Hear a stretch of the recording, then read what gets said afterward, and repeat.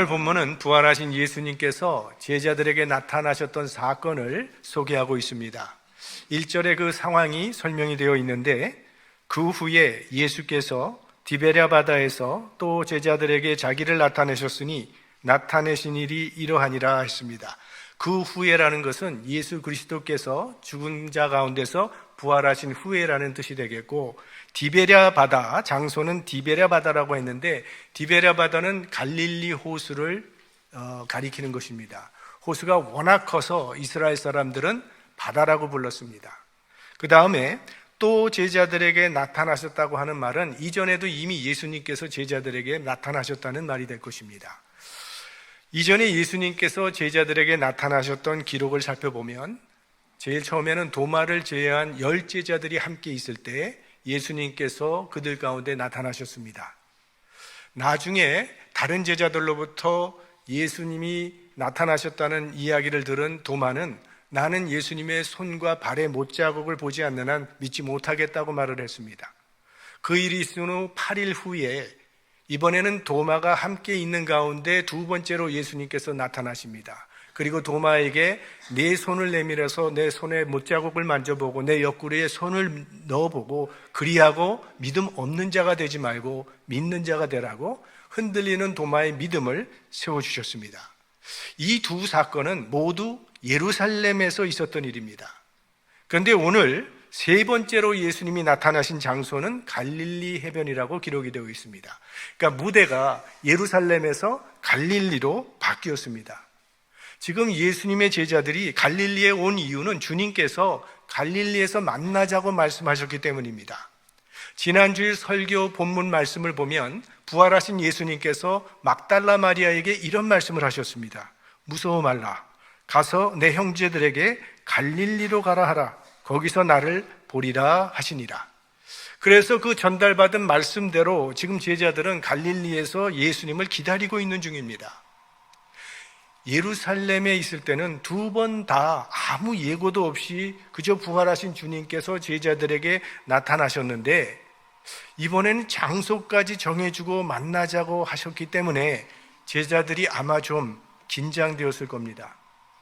주님께서 만나자고 하시는 것은 분명히 우리에게 무슨 말씀을 하시려고 하시는 것인데 도대체 무슨 말씀을 하시고자 하는 것일까 고민이 되었을 것입니다. 사실 제자들은 지금 예수님을 만날 면목이 없는 가운데 있습니다. 왜냐하면 주님이 잡히시던 날 밤 그들은 다 예수님을 버리고 도망쳤기 때문입니다. 예수님께서 십자가를 지시고 골고다를 향하여 올라갈 때도, 또 예수님께서 십자가에 달려 돌아가실 때도 제자들은 주님의 곁을 지키지 못했습니다. 막달라 마리아로부터 부활하신 예수님에 대한 소식을 들었음에도 그들은 믿지 못했습니다. 그러니 어떻게 떳떳이 주님을 만날 수 있겠습니까? 아마 가장 고민이 컸던 제자는 베드로였을 겁니다. 그는 며칠 전만 해도 다 다른 사람은 버릴지라도 나는 버리지 않겠다고 자신 있게 나섰던 베드로가 어찌하여 3번씩이나 주님을 부인했으니 무슨 면목으로 주님을 만날 수 있겠습니까? 3년 동안 주님과 동고동락하면서 예수님의 설교를 그렇게 많이 들었고 예수님이 일으키신 기적을 그렇게 많이 목격했던 제자들조차도 그렇게 주님을 부인했다면 우리들이야 말하나 마나 아니겠습니까? 그래서 우리는 날마다 겸손하게 하나님을 의지해야 합니다. 어제 승리했어도 오늘 또 하나님을 의지해야 하고, 오늘 승리했어도 내일 또 하나님을 의지해야 합니다. 어제의 승리가 오늘의 승리를 보장하지 못하고 오늘의 승리가 내일의 승리를 보장하지 못하기 때문입니다. 그래서 어제 영의 양식을 먹었어도 오늘 또 영의 양식을 먹어야 하는 거고, 오늘 먹었어도 내일 또 영의 양식을 먹어야만 자신을 지킬 수 있습니다. 매일 겸손하게 주님을 의지하는 삶을 살아야 합니다. 이런저런 고민으로 마음이 답답해진 제자들은 물고기 잡으러 가기로 합의를 봅니다. 근데 오늘 본문을 살펴보면 인간관계에 약간 묘한 법칙이 작용하고 있음을 우리는 볼 수가 있습니다. 우리들이 늘 친하게 만나는 사람들이 있습니다. 그렇게 늘 만나서 밥도 같이 먹고 놀러도 같이 다니면서 뭉개다 보면 자기도 모르는 사이에 피차에 마음을 연결하는 어떤 법 같은 것이 생기게 됩니다. 그 모임에서 회칙을 만든 것도 아니고 서약을 한 것도 없습니다. 그런데도 은연중에 그 만남에 묶여서 함부로 그 만남을 탈피할 수 없는 그런 율법 같은 것이 생기게 됩니다. 무슨 의무가 있는 것도 아닌데 모임에 못 가면 무슨 이유로 못 가는지 보고를 해야 되고, 어디 갔다 오면 갔다 왔다고 또 알려야 되고, 어디 혼자서 여행을 가려면 괜히 미안하고, 그 그룹이 아닌 다른 그룹이랑 어딜 가면 다 자꾸 신경이 쓰이고, 심하면 마음의 자유를 잃어버리고 그저 그 그룹이 가는 길을 따라서 가는 노예 같은, 끌려가는 그러한 경우까지 생기게 됩니다. 그리고 그 그룹 안에 은연중에 그 모임을 이끌어가는 리더가 생기게 됩니다. 투표를 해서 뽑은 것도 아니지만 그 리더를 거역하기가 힘들어집니다. 예수님의 제자 공동체는 3년을 함께 생활하면서 그렇게 되었는데 그 모임의 리더는 베드로였습니다. 오늘 본문에는 7명의 제자가 나오는데 베드로와 도마, 나다나엘, 야고보와 요한, 그리고 이름 모를 다른 2 제자가 등장을 하는데 아마 그들 사이에서 많은 이야기가 오고 갔을 것입니다. 주님께서 만나자고 하시는데 우리가 어떻게 하면 좋을 것인가? 많은 토론을 했지만 이렇다 할 의견이 나오지 않고 있을 때 베드로가 말을 합니다. 난 물고기 잡으러 가겠다. 복잡하고 답답한 상황 속에서 그나마 베드로가 자신 있게 할 수 있는 일은 고기 잡는 일이기 때문이지요. 고기 잡다 보면 잠시나마 복잡한 마음을 잊을 수도 있을 것이라는 생각도 했을 것입니다. 베드로가 이렇게 말했더니 6명의 제자들도 덩달아 우리도 함께 가겠다 하고 따라 나섭니다. 지금 그들이 고기 잡으러 가는 시간은 밤입니다. 갈릴리 바다에서는 밤에 고기를 잡는 것이 관례입니다. 그런데 이 대목을 해석하는 주석가들은 사실 다른 제자들은 이때 고기잡이 가기 싫었을 거라고 말을 합니다. 베드로는 본래 직업이 어부이기 때문에 고기잡이에 익숙하지만 나머지 6명은 몇 사람만 어부이지 그 외에는 고기를 잡을 줄도 모르는 사람입니다. 그러니 밤중에 그 재미도 없는 피곤한 밤낚시를 즐겁게 따라갈 리가 없다는 거죠.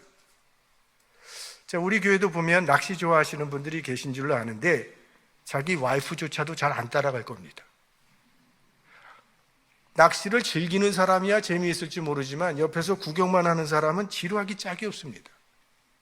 그러니까 정말 가고 싶어서 간 거라기보다는 그냥 같이 가야 할 것 같아서 쫓아간 거죠. 신앙생활은 만나는 사람들이 중요한 영향을 끼치게 됩니다. 남의 소리 잘못 들어서 마음의 자유를 잃어버리고 시험 받는 일 종종 생깁니다. 자기 신앙을 잣대로 남을 판단하는 말이나 험담하는 말을 자꾸 듣다 보면 신앙의 걸림돌이 됩니다. 그래서 신앙생활에 부정적인 영향을 주는 사람들이나 그룹과는 거리를 두는 것이 현명한 것입니다. 그날 밤 베드로는 리더가 되어서 6명의 부하들을 거느리고 고기 잡으러 배에 올랐습니다. 그런데 그 결과가 어떻게 나타나는가 하면 이 밤에 아무것도 잡지 못하였더니 이렇게 되어 있습니다. 밤이 새도록 그물 던지는 작업을 계속했는데 이상하리 많지 한 마리의 고기도 잡히지가 않다는 겁니다. 베드로는 다른 것은 몰라도 고기 잡는 일만큼은 자신이 있는 사람입니다. 그는 갈릴리 바다에서 잔뼈가 굵은 어부입니다. 언제 어디에 그물을 던져야 무슨 고기가 잡힐지까지 다 알고 있는 전문가입니다. 그런데 그런 베드로의 실력이 그날 밤에는 아무 소용이 없어지고 말았습니다. 베드로가 밤새도록 얼마나 많이 그물을 던졌겠습니까? 그때마다 빈 그물을 끌어올리며 무안해하는 이 베드로의 얼굴을 한번 상상해 보시기 바랍니다. 고기라도 많이 잡히면 그 재미에 피곤도 잊어버릴 수 있고 그런 대로 즐거웠을 텐데 던지는 것마다 허탕만 치는 바람에 베드로도 지쳤고 다른 친구들도 지쳐버렸습니다. 그렇게 밤을 새워서 수고한 대가로 얻은 것은 빈손뿐이었습니다. 오늘 주님께서는 이 일을 통해서 제자들의 정체성을 깨우쳐 주시고 계신 것입니다. 이제 너희는 고기 잡는 어부가 아니라 사람 낚는 어부여야 한다는 것이죠. 어떤 상황 가운데 있든지 비록 너희가 쓰러졌다 할지라도 너희는 여전히 나의 제자라는 겁니다. 과거로 돌아가선 안 된다는 그런 말씀이죠. 예수님을 만난 사람이 이전으로 돌아가면 어떤 결과가 나타나는지 보여주고 계시는 것입니다. 주님을 떠난 인생은 빈 그물만 헛되이 던지는 허무한 삶이 된다는 그런 교훈이죠. 예수님께서 말씀하시지 않았습니까? 나는 포도나무요 너희는 가지니 저가 내 안에 내가 저 안에 있으면 이 사람은 과실을 많이 맺나니 나를 떠나서는 너희가 아무것도 할 수 없습니다. 쿠바의 바닷가에 늙은 어부 한 사람이 살고 있었습니다. 이 어부가 고기를 잡으려고 바다를 나갔는데 83일 동안 한 마리도 잡지를 못했습니다. 그러다가 84일째 되는 그날 자기 배보다 더 큰 고기, 이 청새치를 만나서 사흘 밤낮에 걸친 사투 끝에 간신히 그 마을린을 잡게 되죠. 이제 만족한 어부는 뱃머리를 돌려서 집으로 돌아오고 있는데 그 피냄새를 맡은 상어떼의 공격을 받게 됩니다. 그래서 또 자기가 잡은 그 청새치를 지키기 위해서 그 상어떼와 사투를 벌이지만 해안에 들어왔을 때 남은 것이라곤 앙상한 뼈뿐이었습니다. 결국 그 어부가 수고하고 얻은 대가는 빈손뿐이었다는 거죠. 해밍웨이의 소설 노인과 바다에 나오는 이야기죠. 사람들은 일생 고기를 잡으려고 그물을 던집니다. 어떤 사람은 성공이란 고기를 잡기 위해서 그물을 던집니다. 어떤 사람은 출세라고 하는 고기, 행복이라고 하는 고기, 돈이라고 하는 고기를 잡으려고 끊임없이 그물을 던지고 또 던집니다. 끊임없이 그물을 던지느라 손이 부르트고 상처투성이가 다 되어도 결국 남는 것은 빈손뿐입니다. 여러분은 무엇을 잡기 위해서 애를 쓰고 계십니까? 원하기는 우리 주님의 손을 붙잡는 사람들이 되시기를 바랍니다. 주님을 붙잡을 때만 우리의 인생은 영원한 가치를 지니게 되기 때문입니다. 밤새도록 수고했지만 한 마리도 잡지 못한 채 갈릴리 해변을 향해 뱃머리를 돌렸을 때는 벌써 날이 새어가고 있었습니다. 바로 그 시간에 예수님께서 바닷가에 나타나셨는데 제자들은 예수신 줄 알지 못했다고 했습니다. 그러자 예수님께서 그들에게 말씀을 하십니다. 얘들아 고기가 있느냐? 대답하되 없나이다. 낯이 익은 음성이었을 텐데 제자들은 그가 누구인지 알려고도 하지 않고 그냥 없다고만 대답을 합니다. 다시 음성이 들려옵니다. 가라사대 그물을 배 오른편에 던지라 그리하면 얻으리라 하신대 이에 던졌더니 고기가 많아 그물을 들 수 없더라. 베드로가 바보가 아닌 이상 어찌 한쪽으로만 그물을 던졌겠습니까? 얕은 곳에도 던져봤을 것이고 깊은 곳에서 던져봤을 것이고 오른편에도 던져봤을 것이고 왼편으로 던져봤을 것이고 그물을 던지지 않은 곳은 없었을 것입니다. 그러나 밤이 맞도록 계속 그물을 던졌지만 한 마리도 잡질 못했습니다. 수백 번 반복해서도 되지 않는 일이 오른편에 다시 한번 던진다고 되겠습니까?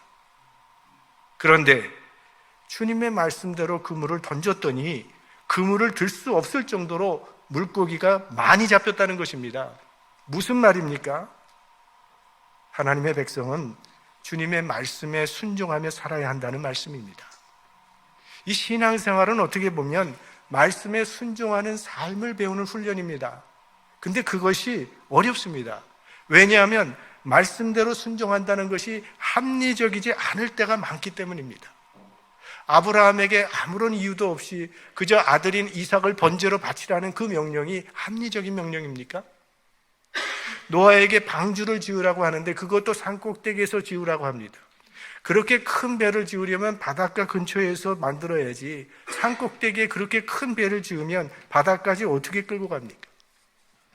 여호수아에게 너 7번 여리고성을 돌면 여리고성이 무너진다고 말을 하니 그것이 합리적인 말입니까?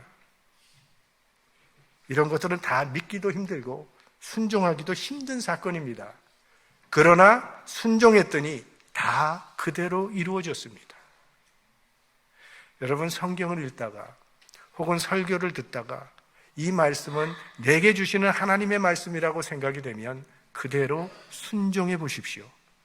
가라 하면 가고 오라 하면 오는 사람이 되십시다. 믿으라 하셨으니 믿고, 기도하라 하셨으니 기도하고, 염려하지 말라 하셨으니 염려하지 마십시다. 우리에게 무슨 말씀을 하시든지 그대로 합시다. 그리하면 얻으리라. 주님의 말씀대로 살면 만선의 기쁨을 누리게 하실 것입니다.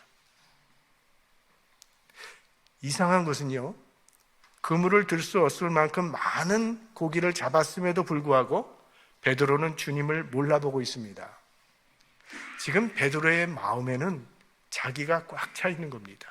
자괴감, 좌절감, 실망, 이런 거에 사로잡혀 있기 때문에 곁에 찾아오신 예수님을 인식하지 못한 겁니다. 근데 누가 알아봅니까? 예수의 사랑하시는 그 제자가, 즉 요한복음을 기록한 요한을 말하는 것이죠.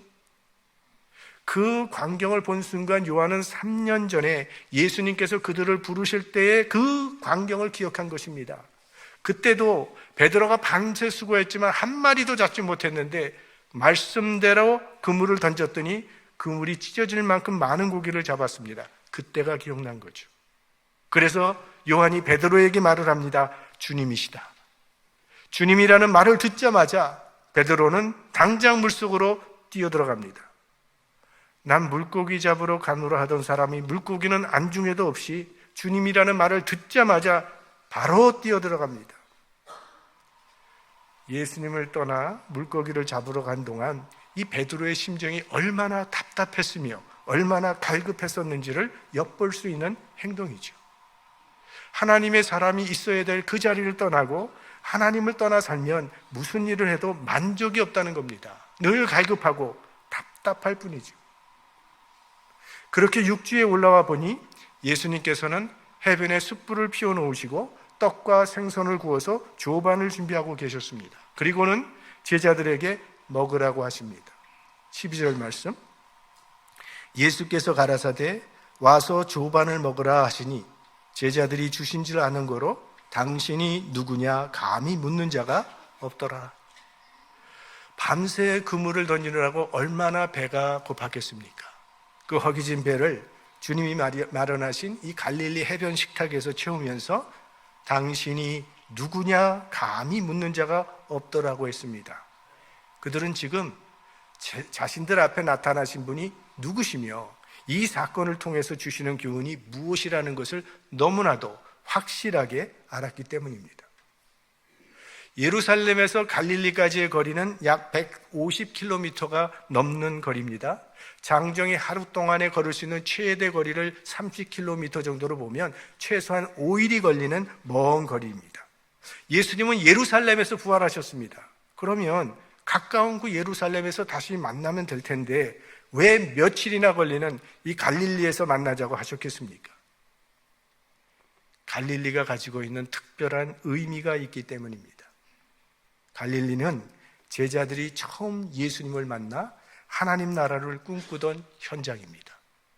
나를 따르라는 주님의 말씀을 들었을 때 모든 것을 버려두고 따랐던 첫사랑의 장소, 어떤 인간관계보다도 더 깊은 결단의 서약이 이루어진 곳.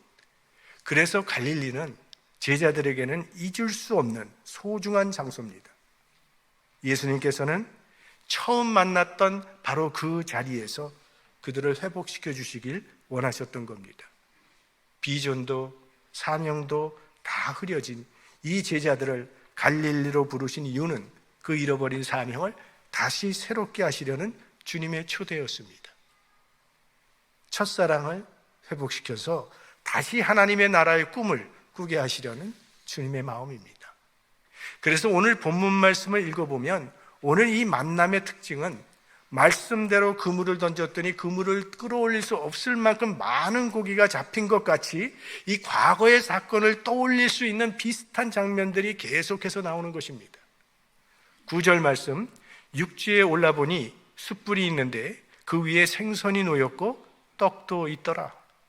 여기 숯불이라고 하는 단어는 또 한 번 나오는데 베드로가 예수님을 배반하는 장면에도 이 숯불이라고 하는 단어가 나옵니다. 요한복음 18장에 나오죠. 그때가 추운 거로 종과 하속들이 숯불을 피우고 서서 쬐니 베드로도 함께 서서 쬐더라. 그러니까 오늘 예수님께서 숯불을 피우신 것은 밤새도록 그물질을 하느라 몸이 좀 추운 제자들의 몸을 덮이고, 또 생선을 굽기 위한 이유도 물론 있었겠지만 베드로가 예수님을 배반한 장면을 연상할 수 있도록 만드신 우리 주님의 목적도 거기 있었다고 봅니다. 누가복음을 보면 베드로가 세 번째로 예수님을 부인할 때 예수님이 베드로를 돌아보셨다는 그런 기록이 나옵니다. 이제 육지에 올라온 베드로의 눈이 숯불 너머로 예수님의 눈과 마주쳤을 때 아마 마음이 덜컹했을 것입니다. 상담학에서는 정서적으로 깊은 상처를 입은 사람들을 치유할 때는 그 사람이 받은 상처의 현장을 떠올리게 해서 그곳에서부터 치유를 시작한다고 합니다. 예수님도 아마 베드로의 좌절감과 그 죄책감을 치유하시기 위해서 의도적으로 이런 환경을 만들었는지도 모릅니다. 그 다음에 호숫가에 차려진 밥상을 생각해 보십시오.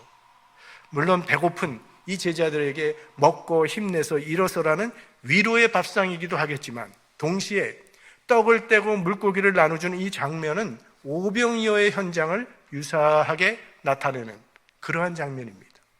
그때 제자들은 예수님으로부터 받은 떡과 물고기를 사람들에게 나누어주는 축복의 통로였습니다. 그러니까 일종의 기억 요법을 통해서 예수님과 함께했던 그 추억과 헌신의 고백, 그 아픈 배반의 기억을 상기시켜서 제자들의 마음속에 지금 눌려있는 그 죄책감을 털어버리고 주님을 향한 사랑과 헌신을 새롭게 하려는 그런 의도입니다. 우리가 잘 아는 요한계시록에 나오는 7교회 중에 에베소 교회에 보내신 주님의 편지를 우리는 기억합니다. 너희가 처음 사랑을 버렸느니라. 그리고 그것을 되찾는 방법도 주님께서 말씀하셨습니다. 그러므로 어디서 떨어진 것을 생각하고 회개하여 처음 행위를 가지라. 처음의 모습으로 돌아오라는 그런 뜻입니다. 성경에 보면 하나님께서는 사랑하는 자와 만났던 그 처음 장소에 좀 큰 의미를 두시는 것을 우리는 알 수 있습니다. 그래서 이 하나님의 사랑이 하나님으로부터 마음이 멀어질 때는 다시 그 처음으로 되돌리는 작업을 하나님께서는 하십니다. 아브라함은 가나안에서 제단을 쌓았던 그것이 하나님과 만난 처음 장소입니다. 하나님께서는 아브라함이 그곳에서 주님만을 의지하며 그곳에 살기를 원하셨습니다. 기근이 찾아온다 할지라도 그것을 지켜주기를 원하셨습니다. 그러나 아브라함은 기근이 오자 먹고 살기 힘들다고 애굽으로 내려갔어요. 애굽에서 아브라함은 자기 아내를 바로 왕에게 빼앗기는 큰 수치를 당한 후에야 처음 사랑을 기억하고 다시 처음 단을 쌓았던 가나안으로 돌아오게 됩니다. 어느 나라나 보면 이 역사의 유적지를 보존해 놓는 것을 보게 됩니다. 근데 그 유적지가 찬란하고 화려한 것뿐만이 아니라 때로는 폐허도 많이 있습니다. 그런데 그 폐허도 그 폐허 그대로 보존을 합니다. 그리고 많은 사람들이 그 폐허를 보겠다고 구경하러 갑니다. 그 이유는 그 허물어진 폐허가 그때의 역사를 말하는 힘이 있기 때문이죠. 그걸 통해서 나에게 주는 메시지가 있다는 것입니다. 오늘 예수님도 제자들과 처음 만났던 영적 유적지인 갈릴리로 제자를 다시 찾아오셨습니다. 그리고 그곳에서 다시 시작할 수 있도록 지금 회복시켜 주시고 계신 것입니다. 꾸짖지 아니하시고 따뜻한 위로와 사랑으로 평생 잊지 못할 소중한 추억을 만들어 주십니다. That's okay. Let's begin again.